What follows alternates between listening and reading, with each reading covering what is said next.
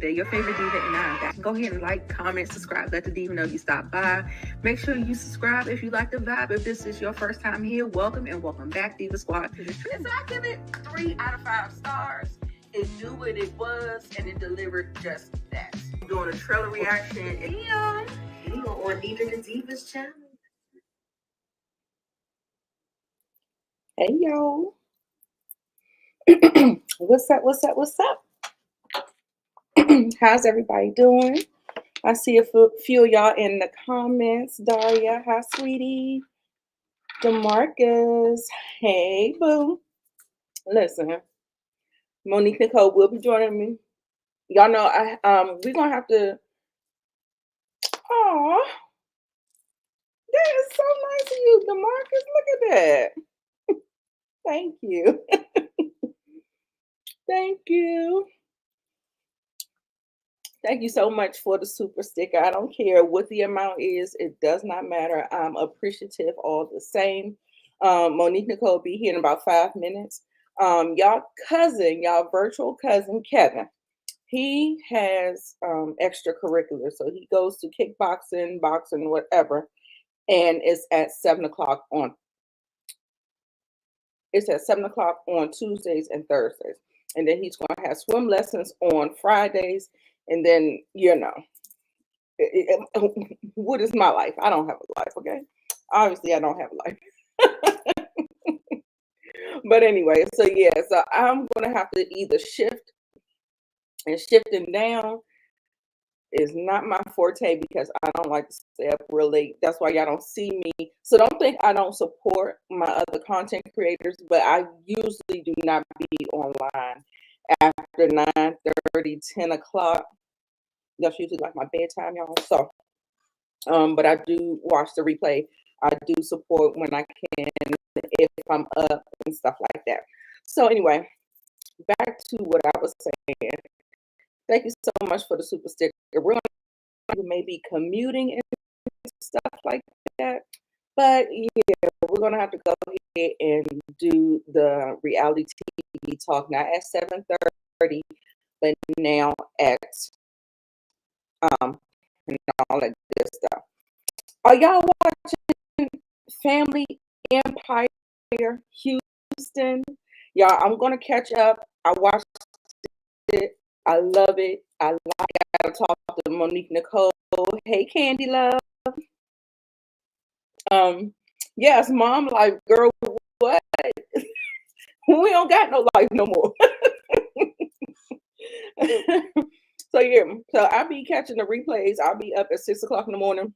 Y'all send me a text at 9 o'clock, baby. You getting the answer at 5:35 in the morning because that's what kind of time I'll be on. Okay. Oh, can you hear me? Can you hear me? You said the mic. Can you hear me?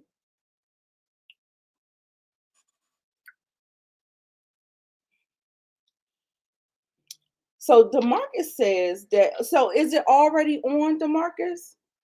The Emperor of the Ocean Park is fire, and I hope you review the show Nita the Diva. Oh, it's with Ronnie. Okay, so Ronnie from Raising Canaan, y'all. If y'all he's booked and busy. He's working again. Okay, so I definitely will check it out. If any of the other girls, or if Brillo or somebody actually reviews it, I'll jump on with them. But I have a hard time keeping up with the little bit of mess I do, child. Go figure. So anyway, I wonder if I should wait for Monique, y'all. Should I wait? We don't have, it's only 9 slides. So, in essence, we in the grand scheme of things, we really don't. I can wait, but I don't want to waste your time. Oops, get me in the frame over here. Okay. So I'll circle back when Monique returns. Okay. So anyway, we're gonna go ahead and get started because I hate to prolong a live because I just want to go ahead and get started, y'all. I am streaming on Instagram, Facebook, and YouTube. Twitter then kicked me off, kicked your girl off. So I'm not streaming on Twitter anymore. So y'all do your best to try to share my content, like it, make sure you do all of the things. Comment, leave your comments down below. We are going to be talking about some triggering topics tonight. This episode was nice and juicy, just how I like it. Baby, now listen, no shade, Nail. No shade. Where my no shade at? Where my no shade? Because listen, no shade. No tea, no shade. Baby, I don't know what's going on, but I definitely see the stress. Like, I don't have no makeup on either. But when you look at Mel and you look at Nail, I was like, girl, you might want to go to therapy, honey. You might. You might. You might, because it looks like it's taking a toll. Y'all, when stress, belly fat, you'll start to see it in your eyes. You'll see these things. It manifests on your body. And so if she is stressed out, I need her to, do some reassessments. And I love what Mel said. Girl, I know Mel, she got a full beat on, full glam and everything. Got the Farrah Fawcett hair. Girl, when I tell you money making Mel, I mean, if I was making that type of money too, I would be smiling too, okay? Because Mel is making the money. You hear me? Girl, yes. Hey, D Movie Man. Yes, they said in order for you to host on Twitter, now you have to have a premium where you have to pay the $7 a month, but you build annually. And I'm like, I only got like 400 followers. So I mean, even though I do get the numbers over there, like if I just do the hashtag and somebody just see it, and I'll get traffic coming to the channel. But I was like, what am I paying seven for 400? That would be rich of me, right? I only got 400 followers, and then I'm sitting up here paying for a blue check mark. Girl, I'm not doing it, okay? My girl, Monique is in the house. Let me go ahead and get the setup together. Hey, girl. Hi guys. Hey.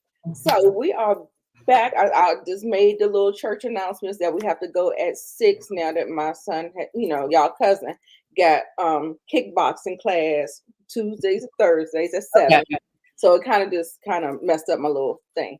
And then also too, we're going live with Brillo tonight for the ladies' night. So, I'm gonna see if I can.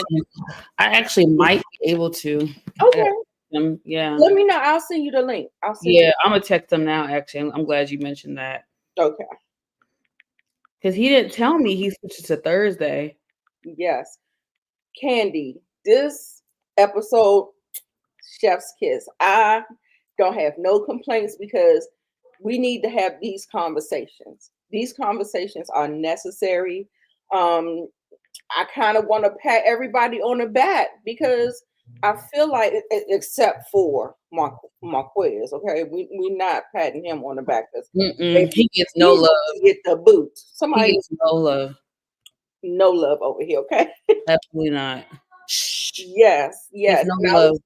I was just talking about Nell and how, I was saying no shade to her, but when you look stressed, you wear it on your body. Mm-hmm. You can see it. And I was telling them about, how your cortisol level goes up, your stomach, you get belly fat, all of these things, all that all over your face. And I was like, this was just a stark trash contract. And because Mel, I said, money making Mel, I'm making all that money. I'm smiling and I'm happy too, girl. So listen, I was just like, let's go ahead and have the conversation. Let me have your thoughts on male mentoring. Yeah. It just shows you that in life you're never too old to receive advice. Mm-hmm. And I'm really Joel's sleeping. He's sleeping. So I'm glad that Mel was able to hold her accountable in a loving way. Like and Mel gave grace in the confessional because she knows that Nell comes from an older generation, baby boomer. Therapy just became accepted and talked about like 5 o'clock yesterday. So we have to give grace. We can't expect everybody to immediately follow suit and jump on the bandwagon. We just started talking. I'm sorry. When I'm not gonna go back that far. I'm gonna even go back to college. When I was in college, I graduated college, should I say 2013, 2014. We weren't talking about no mental health. We were not talking about no therapy. And that was 2014. So we can't, she from, not to age shame, but she's much older. Yeah.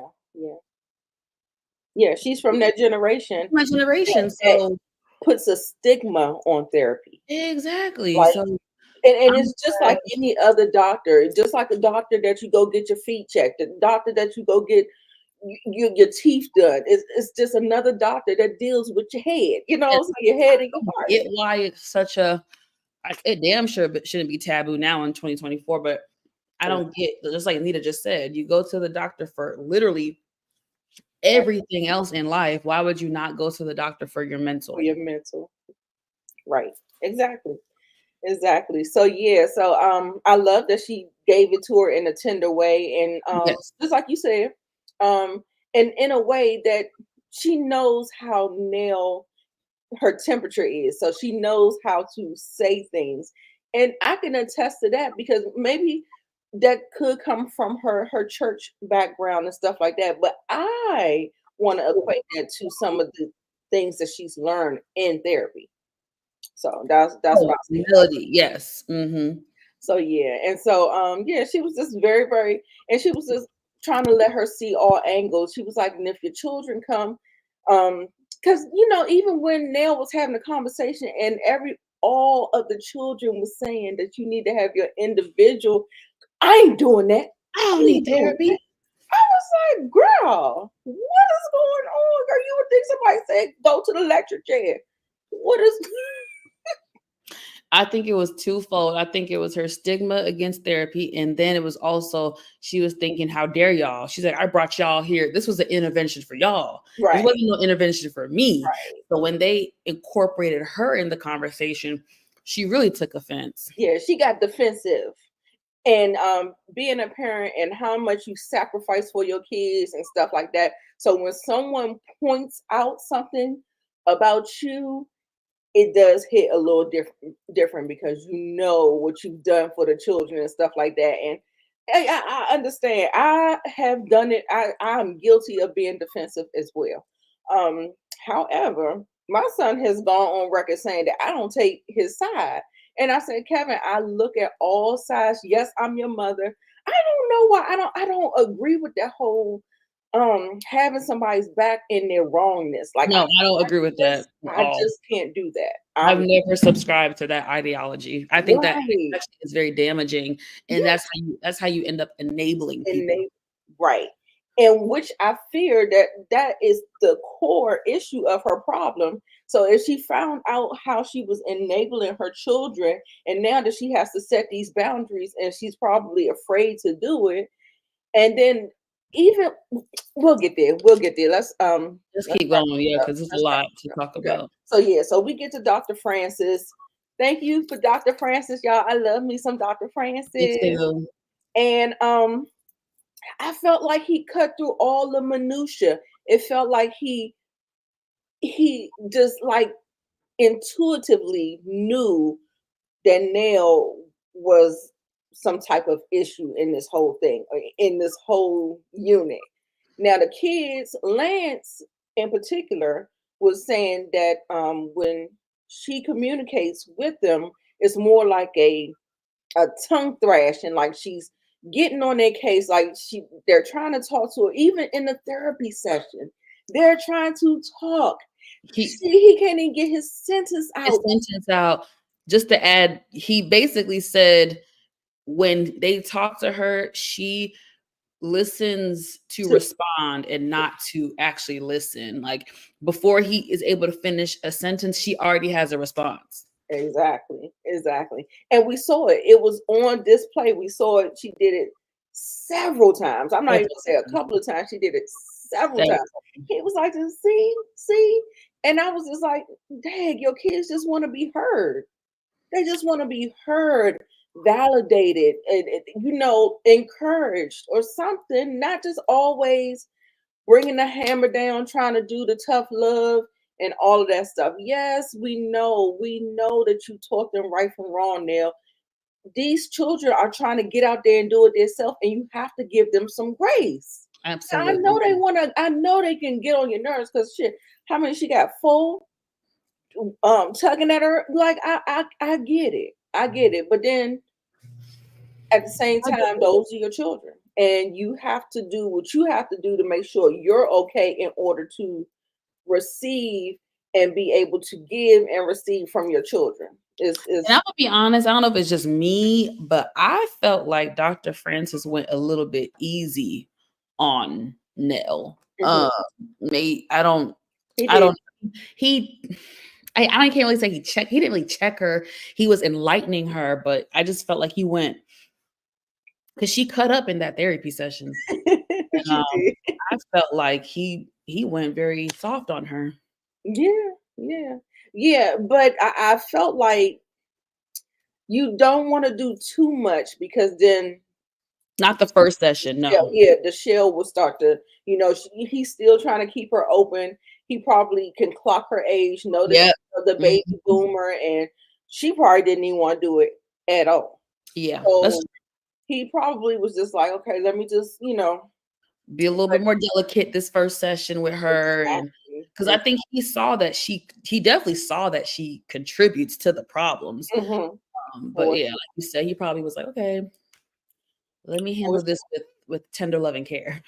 and also too, did you see how she kind of threw Chris underneath the bus in the therapy session as well? I was like, oops. She always do. He probably like, but Chris is a good sport. He sits up there, he takes it on the chin. He knows how Nell is. He's used to it. He's her yin to her yang. You know what I'm saying? Yeah. So he doesn't. And she can't get mad at him. And if you get mad at him, that's your own insecurity. Meaning, I like that Chris. I can't remember if it was this conversation or earlier because everything kind of fused in together. But I liked that he said to her, or he said out loud, like, he's like, I talked to them. I was like, he's like, we say the same things. I tell them the same things. We reprimand and say the same thing. It's just the delivery and how we say it. Right. It's not like I don't even like good cop, bad cop. I don't even like that term because it's not like he's pacifying them. It's not like he's not telling them or agreeing with his wife. It's just his delivery is softer. So like one of the sons who was very cute with the hat, he said in the previous, he's very handsome. He said in the previous episode, he's like, look, dad talks to me, but dad lets me get out everything first. He lets me get it off hey, Monique, he lets me get it off my chest first. And then he has then he gives me his point of view and scolds me or whatever it is. But like Chris lets the kids kind of express themselves versus now they get half a sentence out and it's boom, boom, Yeah.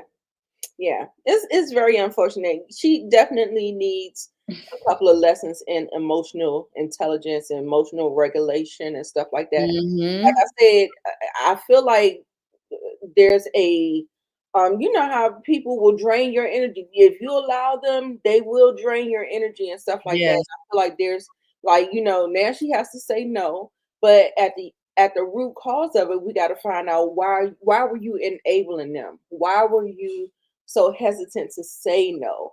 Now, a lot of times people say, if I got it, my kids got it. You know what I'm saying? So, that's kind of like how, the mentality is like, we don't want our children to struggle if they don't have to. But at the end of the day, what does that teach them? Does it teach them a lesson in, getting, saving, and, priorities and responsibilities? Did you teach that as well? So look, I'm not a parent yet, And there is no, one thing I've learned, there is no handbook, no rule book to parenting. There is no perfect way to parent. However, and I'm not saying it's easy. It's not easy, but there is a way. Black people. I'm talking to Black people because I don't have this conversation with my other foreign friends. It's Black people. We have this issue. I want Black people to know there is a way to provide and help your children while also teaching them responsibility, independence, the value of a dollar, all those things. It is possible. I'm not saying it's easy. It's a fine line, and you may have to do a little sing and dance before you get there. But I just don't like that Black people act like it has to be, oh, you got to get it out the mud. You got to struggle. I don't get the mentality of, it's the same thing with Todd Tucker. I love Todd Tucker from Housewives of Atlanta. Candy's husband. Todd and Candy are the perfect example. Two wealthy, rich people who both came from hard upbringing, two different mindsets. Todd felt like his daughter, Kayla, had to struggle and get out the mud. And Candy's like, well, why does she have to? She don't have to. Right. You can still teach responsibility. You can still compromise with, okay, Kayla, I'm going to help you with your phone bill and your car insurance. You're going to be responsible for your car note and any clothes. And there's a way to, and she still could have had her job. Todd still could have said, you're going to have a job. You're going to have to foot most of the bill. I will help you with 2 of your bills. There's a way I'm just saying there's a way, Black people. We do not have to make our kids struggle because we struggle. That is some 1950s bullshit, and no one else fucking thinks that way. I have Asian friends, I have Indian friends, I have Middle Eastern friends. Nobody else thinks like that but us. Right. Sorry. Like, right. To the degree that we do that. Right. So, again, right. But then on the flip side, all I'm saying is there's a balance. Right. There's a balance. I'm not saying you're going to find it overnight. There is a balance. Yeah. And then also too, you want to make sure you don't create the entitled. But that's what I'm trying to say, y'all. It's a balance. Yeah. I've seen it because I think that's why people, you see both sides of it. You see both sides of it. Both sides to an extent, definitely. Yeah. Nell and Chris have a very unique dynamic. Yeah. And there's things that we just don't know. That's why I think a lot of us viewers have a big question mark. Like, okay, I'm not going to say because they're of a certain age, because I'd be a hypocrite. I'm a certain age and my parents still help me because I'm a single woman on my own. In today's economy, it's not the easiest. So yes, my parents do help me from time to time. Mm-hmm. However, I think with them, what's a little bit more alarming is that there's so many of them. And it sounds like, okay, so none of them have their shit together. Like everybody's struggling. Like you got to help all 5 of them. Grown ass, like everybody needs help. Like that's the thing. It's like, okay, well, it's 1 or 2. Okay, everybody. Yeah, I think Kayla is okay. I think Lance did a little bit of struggling, but he has his own business, so he's on the right course. And then Chris, he's picking himself up out of a depression. Mm-hmm. And he got a job. He secured a job. He said he has a pretty high position or whatever, supervisor and stuff like that. And Kiki, I remember her saying that she had to help Kiki with childcare. So she had her working at the place and stuff like that. So she's helping them. And as long as they continue to help themselves, I feel like I think there's a pathway too, because you could tell that there's love there. They love their mother. They love her. Mm-hmm. Absolutely. What Dr. Francis ended up doing in this session, and he broke it on down. He was like, she got this tough exterior, but she's delicate on the inside. Mm-hmm. So that started to, crack at her little heart thing. Whatever. Yeah. So he said, because he realized that she goes off on them, he was like, I want you to say something nice about each one of your children. What are their strengths? I don't think she did the exercise correctly, because she just, talked to him like endearingly. I love you. I'm there for you and stuff like that. But she didn't really specifically say anything specifics about them as an individual. Mm-hmm. But Well, all of them was in tears. All of them was in tears. Everybody was. I was just like, and then she ended up even hugging him because the therapy session worked well. It went well. It's just, and I don't want to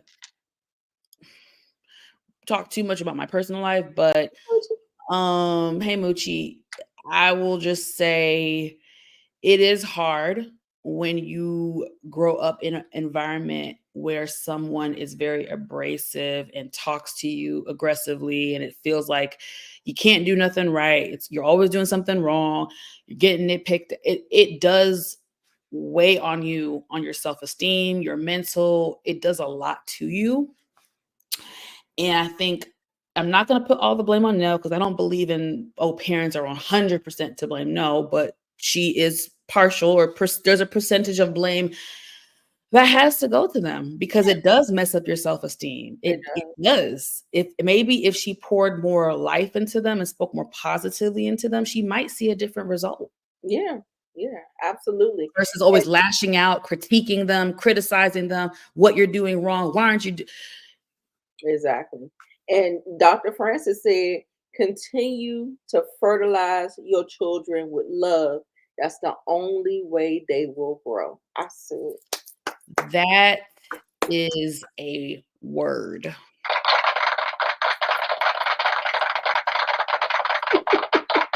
So hopefully she learned that lesson. All of them was in tears. Chris, except for Chris. Chris was just sitting there chilling. You know what I'm saying? He just do his cool, calm. Collect. Yeah, so that was good. And I'm glad she ended up enjoying the session and realizing ain't nobody about to cut your head off at the therapy session. Okay, girl? Right. Oh, girl. Oh, Nita, hold on. Let me take a sip of water. Listen, broken clock. A broken clock. I'm gonna let you take this one. I'm gonna let you start this off, but I just want to say, no, I already start off the first one. You start off this one. You have to. Okay. Who? Guys, now I don't have notes because Nita will agree. This was a very thorough conversation. But I remember enough to basically recap it. But let me start by saying, like Nita eloquently put, the broken clock, aka Marceau, ate Marquez up and left 0 crumbs. I watched this episode with my mom and my sisters, and we all were looking at each other like, this is Marceau Scott. The Marceau Scott, who season 1 was such a bigot and like didn't want Tisha to be barefoot and pregnant in the house and didn't want Tisha to do nothing but watch the kids. And this isn't the same Marceau who told Tisha season 1, you left me alone with the kids like for hours. Like, not the same Marceau who didn't know his child was allergic to peanut butter. This can't be. So you know what? One thing about me, I always embrace and encourage growth. Y'all know me. I'm fair. I'm as fair as they come. When I tell you I was literally throughout the scene, I was literally doing this in my living room because Marceau, I have never agreed with him more. I've agreed with Marceau a couple times in the past. I have. I think Nita has as well. It's very rare, but we have. I can't even put into words how refreshing it was to watch a Black man respectfully and rightfully so check another Black man without feeling bad for it. Right. And held another Black man accountable, because that's one of my issues within the Black community. I feel like men don't always hold each other accountable. Right. And it was very refreshing to see Marceau do so. Now, Marquez, I don't want to be rude. I don't know if he is, and God, y'all know I'm not trying to be funny because I am a mental health advocate. I'm not going to say the other word because that's offensive. I'm going to say, I don't know if he has a disability or is lacked like basic comprehension or basic communication skills. Something up here isn't really clicking to the masses because, okay, boom. Let's get into it. His main issue with Trish and with Muscles is because Muscles stepped up as a man, helped take care of your wife and your kids, has actually financially and emotionally provided for your children. Mm-hmm. Your problem is that he moved into the house. Pause. Sir, Marquise, whatever your bald-headed ass name is. Let me get you together. And this nigga live in Atlanta. I really want to see. Never mind. He lives in Atlanta. Like Marceau said perfectly.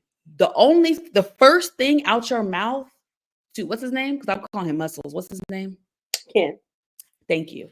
The first thing out your mouth to Ken should be a mother freaking thank you. A thank you. Because that black man stood up where you failed. You failed your own children. Mm-hmm. You failed your children. It's not impossible. Okay, you and the wife fuck up and don't be together. Okay, we see it every day, baby. You was no one special. Guess what you do? You move out the house, you get you a condo, an apartment, a house across town, 30 minutes away from the kids. Easy, boom. No one told your bald-headed ass to move to fucking Atlanta. So you deserted your children. And then you want to sit up here 3 years later like Boo Boo the Fool and wonder why your daughter has resentment towards you? Are you fucking dumb? And you want to blame the mom and be like, oh, well, she wouldn't have thought that on her own. Trish, she must have got that from you. You must have put that in her head. Say what? And Marceau was like, no. He's like, it's called intelligence. Like, she's old enough to feel feelings. She's old enough to realize my dad left me. Right. The mom don't got to put nothing in her head. Exactly. Nothing. Exactly. You are not there, my guy. What don't you get about that? I don't understand. What don't he get about it? He left. He said you left your family, and then he was sitting up there talking about Ken was waiting in the wings. Can't nobody be waiting in the wings if you got the slap filled up. Boom. So you get to. I feel like you don't want to deal with this. She had 3 family, mom, dad, and sister, I believe, pass in a very short span of time. His defense, Nita, was, well, he told Marceau, I never had somebody die. I never had someone die in my family, so I didn't really know how to be the motherfucker.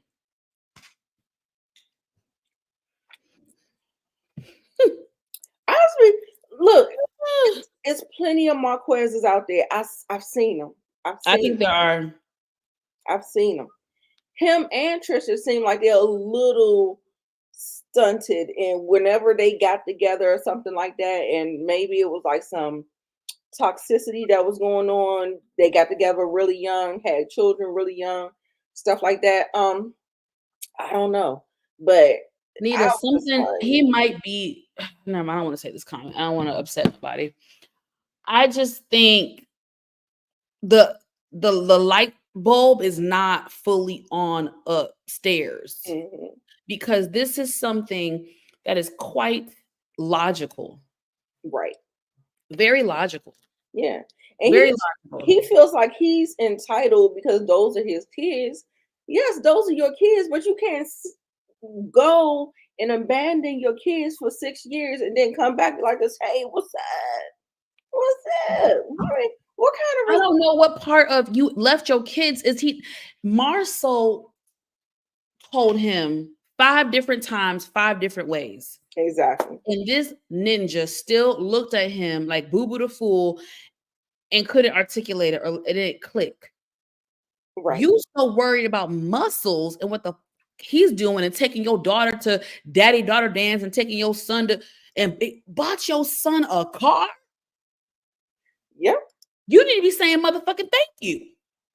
Exactly. But you jealous, nigga. Just say you jealous. Just say you jealous again. Yeah, pretty much. That's Pretty your fault much.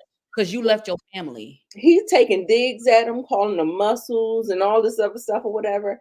And did you notice how the way he said the story to Marceau and the way he said the story to Trish, he called her a bitch in that conversation.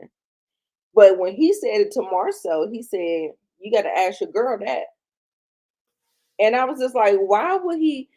Oh yeah, he did. He said bitch. Yeah. And I was just like, oh, you trying to throw a little something in the mix. And she know her man. She know Ken ain't calling her no bitch, Yeah. especially not to you. Especially not to you. Right.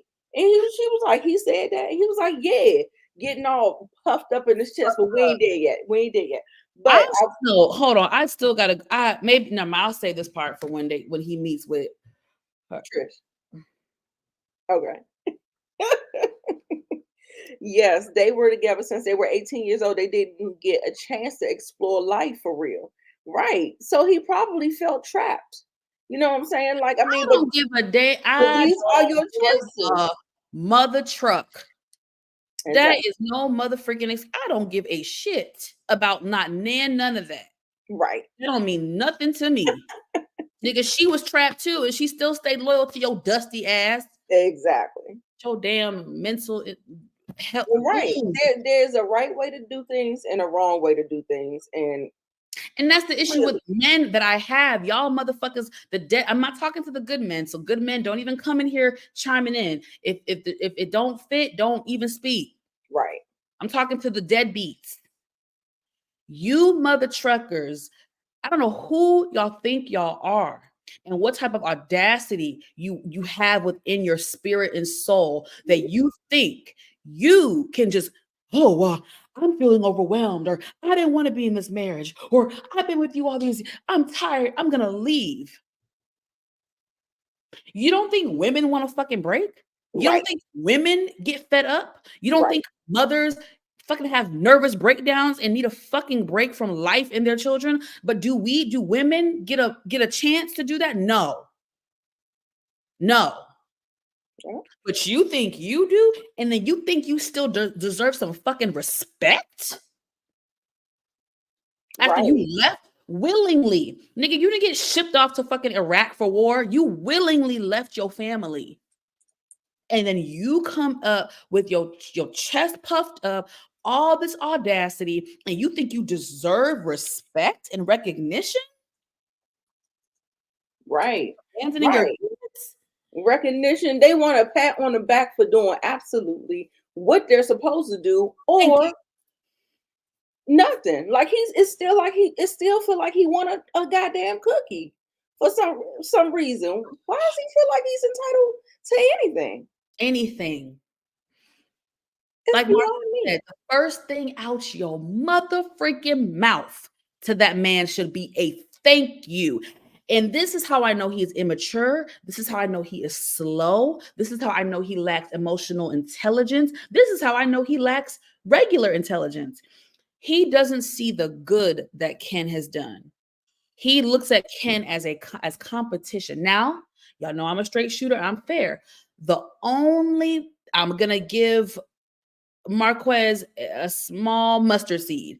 The only thing he might be able to have a valid gripe with is the fact that Trish was conversing with Ken while she was still married and while Marquez was still in the house. That wasn't right. It's not a good look. Like, y'all was talking while you were still married and then y'all end up it's not a good look, sis. But listen, sometimes blessings come in mysterious ways. Right, Nita? Sometimes blessings come and sometimes it's messy. Sorry, Marquez. I don't feel bad for you. No. Sorry. I don't. She didn't cheat. Now, don't feel bad. Sorry, Pookie. Now, you can say was it maybe inappropriate for her to converse with Ken? Sure. But she ain't about to get scolded for it because look what happened. Mm-hmm. It was her blessed. Ken was a blessing Oh yeah. in Trisha's life. And now that I've seen this thing we call a man, I guess, now that I've seen this, I think Trish needs therapy now, because I wouldn't have been married to him for not a millisecond longer than I had to. I would have signed them. I don't want to hear nothing about, oh, well, he can't sign the papers. What did other Milk Dud Scott say? What did Maurice say? He said, baby, you can get a divorce. It don't take no fucking fight. I don't care if the person refuses to sign the paper. You can get a freaking divorce. Yes. And this is the South. They're more lenient when it comes to divorce laws in the South. They're way more lenient than they are up north. Yeah. So, Trish, right? I'm like, you dodged the bullet, girl. Just go on, get a bullet. Sign the papers now, ASAP. ASAP. And then this low down, dirty, gonna ask for half. For the legal, legal? Yes, nigga, get the fuck out of here. $400. So he broke. He's been gone for 6 years, and that y'all know he didn't pay no child support. You know he didn't pay no child support. He ain't paid nothing. And then gonna ask her to put half on the goddamn divorce, nigga. I would have, girl. Do you know what kind of venom would have came? Girl, I saw red. You would have thought the devil sat in my lap when I heard him say, "Go half." Not that I don't have it. You can't. No, it's not $400. It's not 400. You gotta be. No, you got that wrong. You got that right. They said that. They quoted it. That's what they said. I missed it. That's what they said. Yes, we would take a Ken. That's a real man, right? That's there. what I'm trying to tell y'all. It really angers me when people do this. And I know it comes from trauma and things like that, but there's so many women on this earth who are begging and crying to God for a man like Ken. And I'm not saying Trish doesn't deserve a man like him, because I think she does. Yeah. But what she's doing is what a lot of humans do. And we let our trauma and our past dictate our future and get in the way. And thank you, Nita. That's the word I really wanted to use. And sabotage. And you're basically making Ken suffer. The ball. Yeah. Because of this thing that you were married to, this thing. I don't even want to call him a man, because he is only a man because he has a penis. As far as character and integrity, he is no man to me. I would marry Ken tomorrow. Yeah. Especially he stood up and took care of my fucking kids. Exactly. And that's why I don't think Ken doesn't deserve to be treated the way Trish treats him. No, I don't feel like Trish appreciates him the way that he really deserves to be appreciated. Exactly. And he's on TV now. Be careful, boo-boo, because them bitches gonna be coming for him. I'm trying to snatch him up. You better be careful, Trishy Poo. You better marry him ASAP. Yeah. Shayna said it. She said Trish is gonna lose Ken. She's gonna fumble him if she don't fold these papers. And she would be the dumbest bitch on this earth. Stop being. She's not being cheap to me. I would have paid for the whole thing. I would have. It would have been done. I don't know if we're talking about this man right here, this nigga right here. I would have divorced him in 0.5 seconds. I wouldn't have been able to divorce him fast enough. Exactly. So I'm still trying. She was like, "Oh yeah, and we got to resolve that too because it's just a piece of paper or something." I was like, "This okay." So first of all, it sounds like you just don't even respect it. One, and then two, like I mean, I don't know.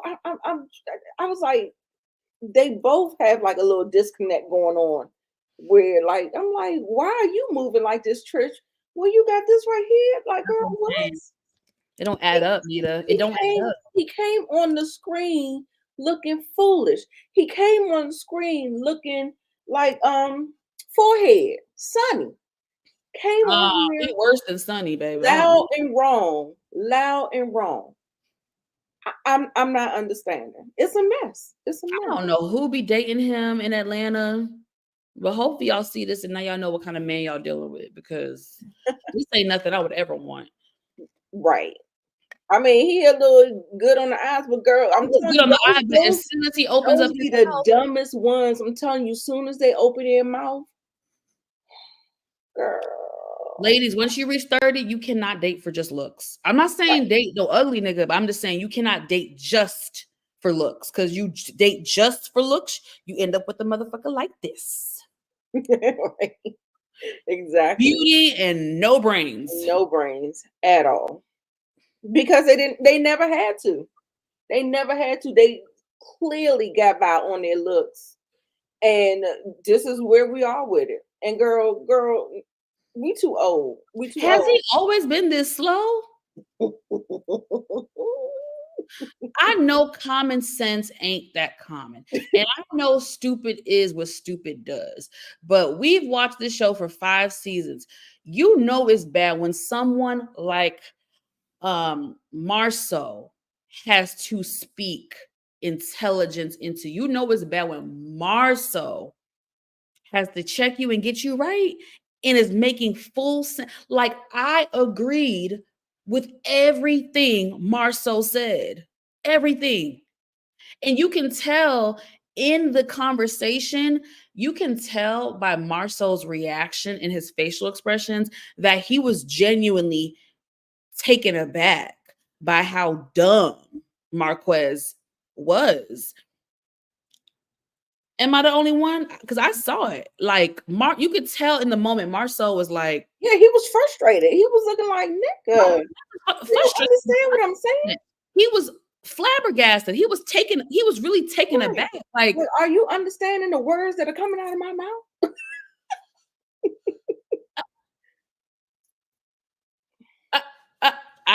Yeah, you see, we're speechless, as you can see. I mean, not really, but I mean, I gagged. I really, y'all should have. I wish I could have recorded my reaction when I watched that because my jaw was. I had to pick up my jaw because. I get it, girl. But y'all, I'm sorry, I have to go. And we wrapped it up, right? That was almost 7. Yeah, it's wrapped. And I wanted to ask you, are you watching Family Empire Houston? I'm not, but I heard it's good. My older sister is, and she said it's good. I'm gonna try. I don't even know how I'm gonna do it in my schedule, but I'm gonna try because I heard it is good. Do you like it? Yeah, love it. It's 3 episodes in. Okay. But yeah, y'all. So I have to thank you, Miss Sharon, for joining in the chat. Yes, thank you, Girl, Sharon. take a sip for me. Happy hour. Hey, boo. What up, Brillo? Brillo, I texted you. I'll see you at 8. I'm gonna see you too. Yes, y'all. So sorry, I have to run up off of here. But y'all, you know how we get. How we get when we start baby life. We be talking about the people. All right, y'all. Thank God his place is only 5 minutes up the road. Oh, perfect. Cool. So we'll see y'all next week, y'all. Bye. Bye.